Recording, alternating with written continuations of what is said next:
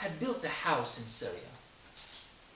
It resembled their earlier home as closely as possible. Perhaps this replica of their place in Palestine was meant to heal old hidden wounds.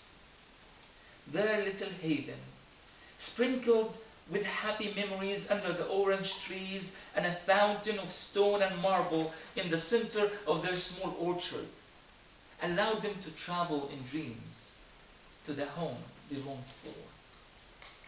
During the war, they had to abandon this new house too and escape to Jordan, where they became refugees once more. Where will they return when the war is over? To Syria? To Lebanon? Or will they stay in Jordan? But why not to Palestine? Why never Palestine? Though Layla had never been there, the rusty key in their family home was clearly marked. The key to our home in Palestine. We will die here. Here in the last passage. Here and here, our blood will plant its olive tree. Thank you.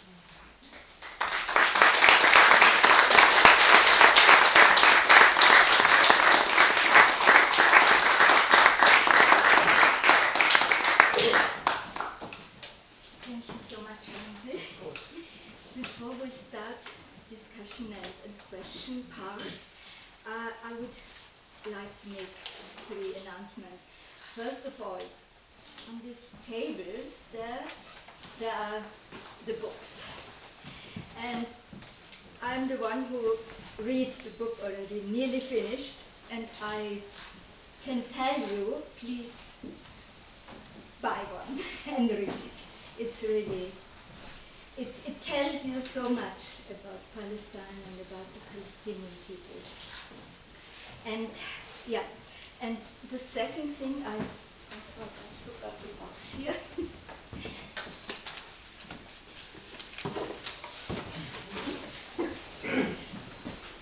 Women in Black Vienna can only make this kind of events and all the other events we make with donations, and therefore I put the box there, and thank you for donating. And there is also some paper there if somebody is here who wants to get the information about Women in Black, of the events, and so please write down your name there and your email address, then you always get the email. Yeah. And now open for questions. So, It's not a question, but I would like to confirm that being born as a Palestinian refugee in Lebanon, with no citizenship, no civil rights, lived 35 of my, or carried the status 35 years of my life. And there are people, of course, still there, 70 years in the camps, no citizenship, no civil rights. So I would like to confirm that each and every Palestinian has a story. I mean, mine is for sure the easiest, with all the trying to obtain visas to the Arab countries, denied the visas, even to some European countries, denied the visa. So again, it's just to confirm that each and every Palestinian refugee, whether under occupation or outside, has a story. Thank you.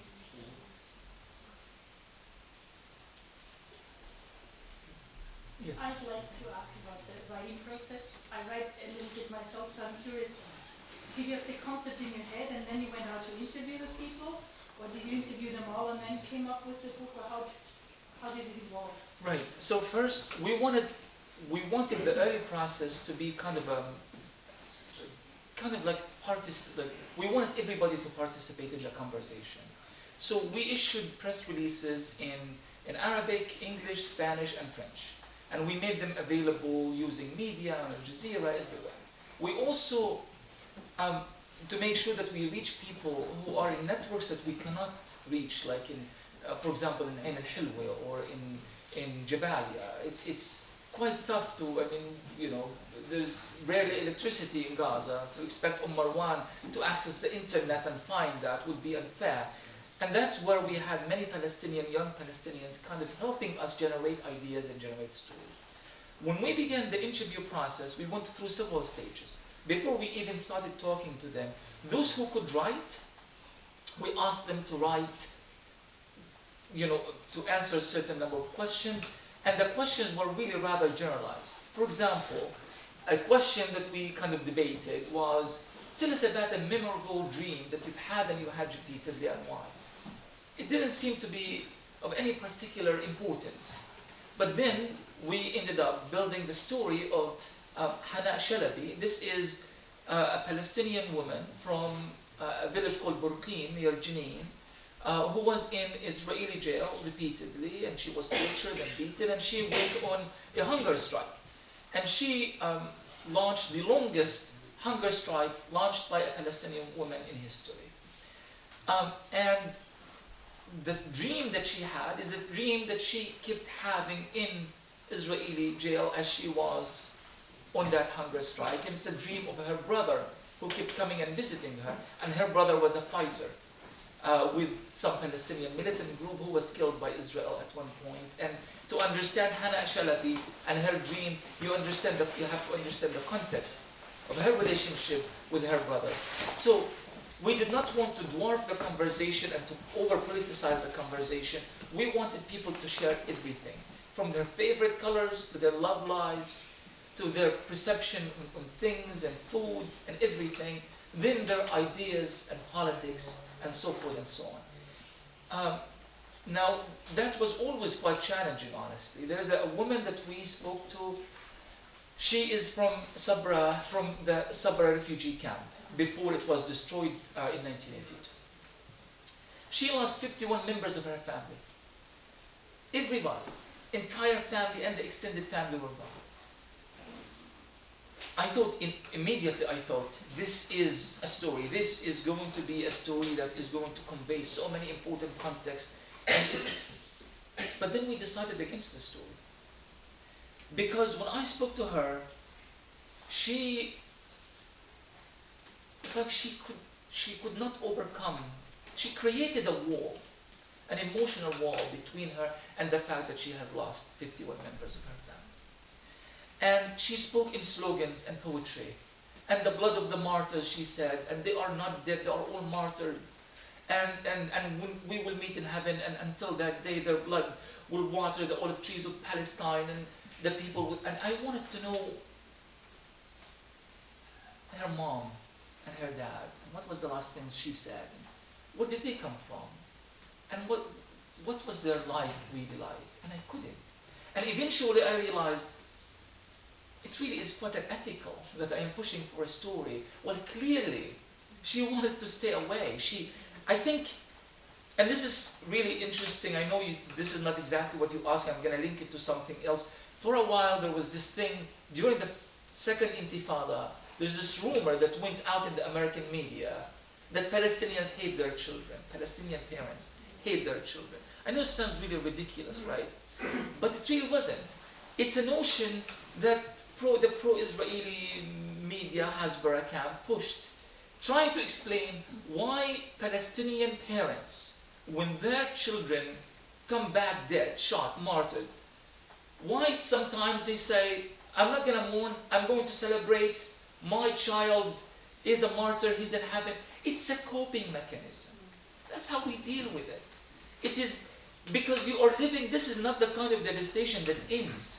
This is the kind of devastation that's perpetual and carries on and on and on. So you develop these cultural tools to survive.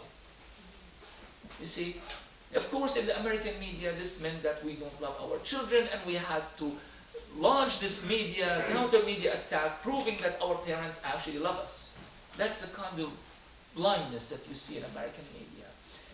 And I didn't want to explore that story any further because it was her defense mechanism. That's her way of sheltering herself from accepting the fact that she goes to visit with a friend in Beirut, she comes back the second day, she realizes that every single member of her family is gone.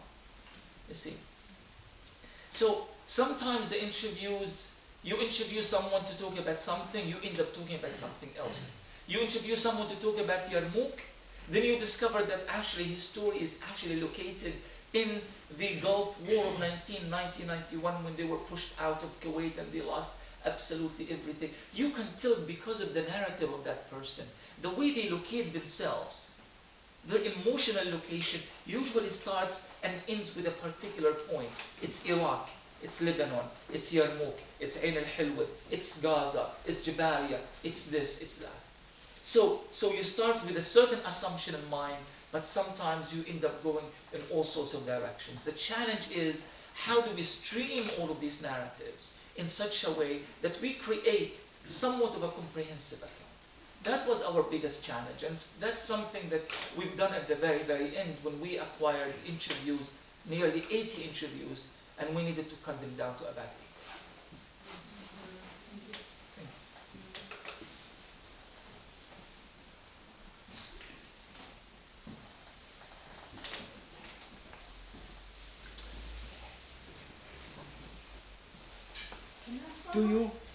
Do you have any contacts, work contacts with Israeli intellectuals or Jewish professors in America?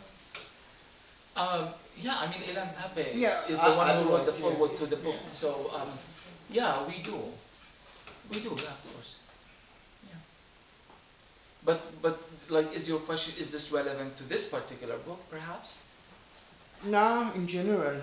In general. Yeah, yeah. If there is a contact or how the people are reacting, because you told us about Australia, the Sarah, when she wanted Palestine flag, she couldn't show it because Yes. the professor, her teacher didn't want to accept it. Yes.